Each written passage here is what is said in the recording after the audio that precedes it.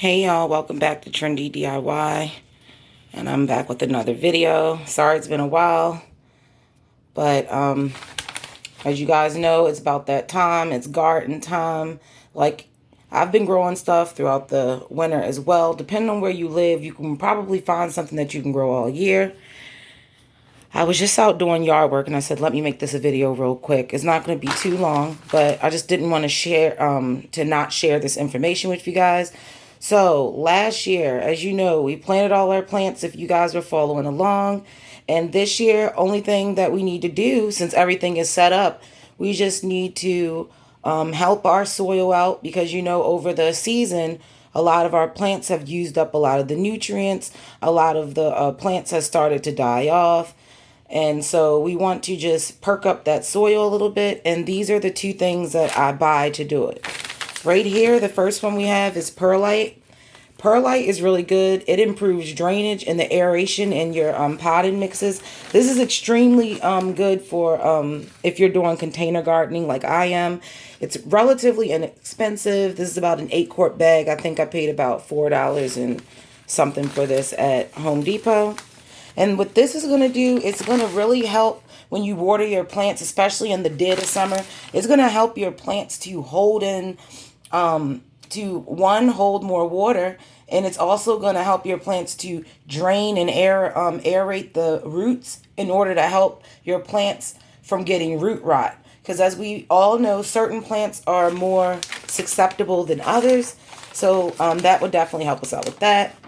This right here is peat moss.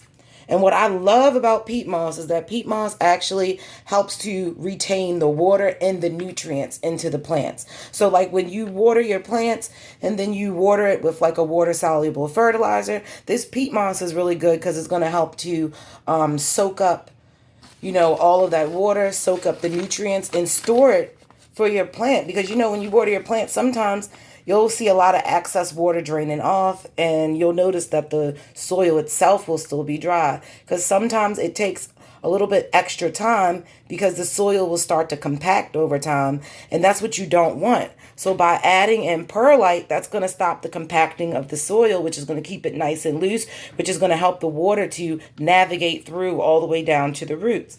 And then the peat moss is going to help to retain your moisture. So these are the two things, and I'm just going to go out into the yard and show you guys how I'm setting this up. I have to run to the store because I need another peat moss to top off my container. So I'm going to show you guys what I did and how I did it. Here are the new plants that I actually got from the store. I have some that I started, but these are the ones that I got from the store. I have some echinacea. I have some yellow cherry tomatoes. I have red cherry tomatoes, and I believe I have, what is this? I want to say that it's some type of pepper, but I can't remember which pepper this was. A chili pepper, I believe. A green bell pepper, and then I also have a chili pepper. So I'm going to go outside. It might be loud, but excuse me. It's kind of loud. But I just want you guys to see what I did. And the white stuff is the perlite, and the brown stuff is the peat moss. So basically this is called topping off. And I also put extra soil in here as well, because over time you lose soil. So you want to top it off. You want to do extra soil to fill up your containers. Then you want to add some peat moss, and then you want to add in your perlite. So this is just a blend of peat moss and perlite. And then at the bottom you see this, and this is the newer soil. And this soil has a little bit of wood chips in it, which is really good. And I also brought wood chips so that I can use that. That also is going to help retain the moisture in the bed, which means you don't have to water it as much.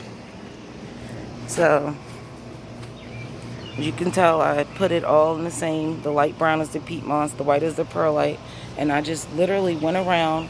Once I cleaned out all of the roots, I dug up all the roots, all the plants, watered it, made sure the soil was nice and moist, and then I put in perlite, I put in peat moss, and then I put in extra soil, new soil, and then I'm also going to put in some plant food. So this is just some grass that fell in, but Yeah, and I just want you guys to see this is how easy it is once you do all of that. And then this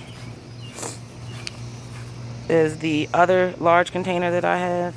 And these are, I want to say these are either pole beans or bush beans. I'm not sure. I just came out here and threw some out here like a few months ago. So I'm not really sure what that is, but they look like they're doing okay. So I just left them there.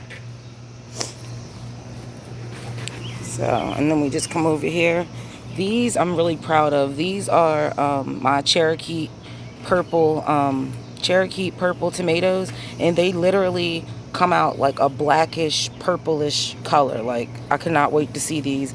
And as you can see, I have like a whole bunch of plants, so there's at least like 6 of them that's germinated.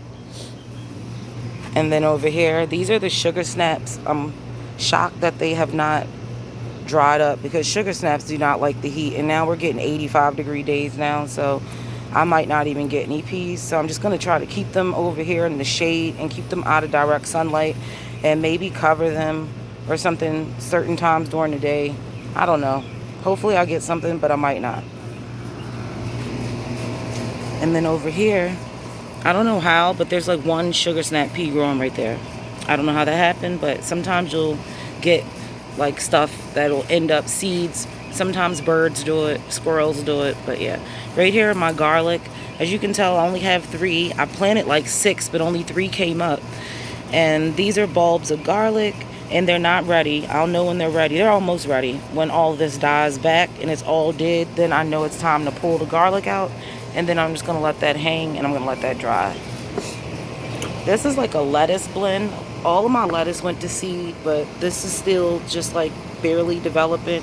So I just left it in here just to see what's gonna happen. But most likely, lettuce is gonna bolt and go to flower because it's too hot.